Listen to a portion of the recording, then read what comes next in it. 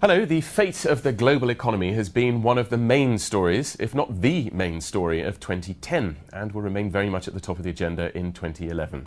At the centre of debate has, of course, been our chief economics commentator, Martin Wolf, who has examined all the issues from quantitative easing in developed countries, currency wars across the world, continuing low interest rates and bond yields, inflation worries, and the ongoing crisis in the Eurozone. Well, Martin, thank you very much indeed for joining me. First of all, before we analyse what's gone wrong, let's talk about the global economy in 2011. How are we going to fare? Well, first of all, we don't know. I always say this at this point. I mean, the uncertainty is always huge, and it's a very good idea to remember this. However, that said, I think the most plausible outcome is one of continuing recovery in the developed countries with some big question marks, but the big developed countries are doing quite well, but not very strong. We're talking probably 2 to 3% growth in the US, maybe 1 to 2% growth in the Eurozone. Germany looks much stronger than that. Japan looks as though it's going to recover.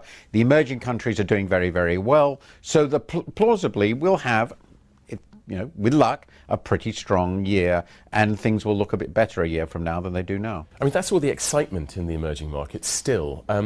Is the world relying on growth in those countries? Well, they're not the engine of growth for the whole world. They're not big enough to pull the developed countries on their own. Ultimately, it will be demand within the developed countries that will pull them, and that is a big question mark. But I think there's a reasonable chance, much better than a reasonable chance, it's overwhelmingly probable that the big emerging countries will continue to grow strongly next year. They've got through the crisis very well, and because they have an internal dynamic, different sorts of dynamics in China and India, but a strong internal dynamic, and that pulls a lot of other countries because they're demanding commodities, so that's giving a tremendous boost to exports from commodities and the prices of commodities. And it does, of course, affect some developed countries. Germany, which I mentioned already, is clearly doing very well out of exporting to these new driving economies in the world. Let's turn to the United States, because after a dramatic slump last year, it has recovered now.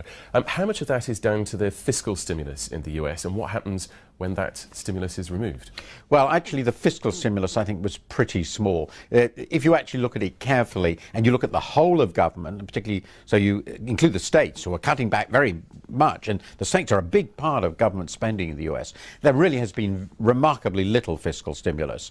Nearly all the deficit in the US, as was true in the UK, was really just the so-called automatic stabilizers, just the result of the crisis. I think far more important was that they saved the financial system. The financial system has begun to generate greater confidence. It's been willing to lend a bit.